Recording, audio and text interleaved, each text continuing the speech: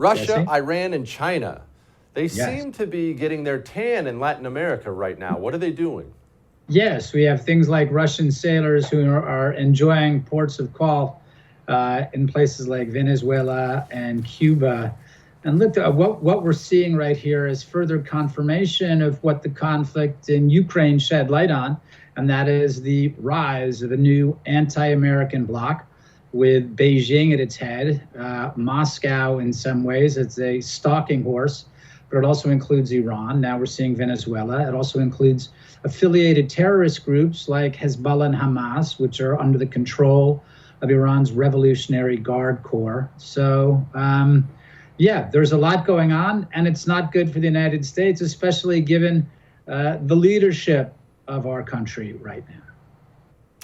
Lee, before we get into what exactly they're doing, why they're doing it, how they're maneuvering, can you game plan this for me as far as their capabilities? Now, everyone knows China's a big boy country. Russia's pretty big. Venezuela, Iran is not, the best, but they're nothing to be dismissed. What are their capabilities compared to ours? There are two two nuclear powers there. Russia has, I think, the world's largest nuclear arsenal.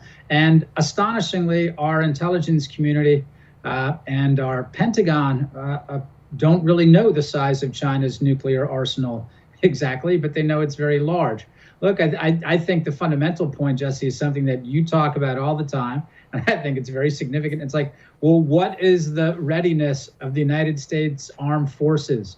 If the chairman of the Joint Chiefs is focusing on woke culture and woke education, and they're getting rid of combat arms through attacks on white supremacy, which of course is something that which is negligible in the armed forces and throughout the rest of the country. But if this is their focus, going after white supremacists in the U.S. Armed Forces, that tells you how prepared our military is for actually any sort of conflict at present. In fact, we saw how prepared, tragically, how ill-prepared our senior officials are with the withdrawal from Afghanistan.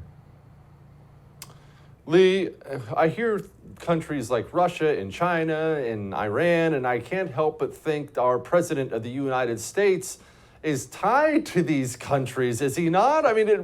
He's not exactly been a lifelong enemy of China. Yes, that's the actual, the very significant factor here. What we're seeing, look, we are right to say, Americans are right to say, our real problems are here at home with the Biden administration, with Biden's Department of Justice, with Biden's chairman of the Joint Chiefs of Staff. All of these people are hunting Americans. They're hunting pro-America Americans. And that's right, that is a real problem. But that should not distract us from the fact that we do have foreign adversaries. And here's the problem. Those foreign adversaries are partnered with the Biden administration. So you mentioned China, of course, and Hunter Biden, the entire Biden family's relationships with the Chinese Communist Party are well known. But it's more important to think of it in terms of structural relations, right? The Democratic Party is structurally pro-China. They can't conduct presidential campaigns without money from big tech, Wall Street, universities, and Hollywood, right? That's where their donors are from. All those four institutions and industries are tied to Chinese money. They need Chinese money to flourish. So the Democrats, again, structurally pro-China.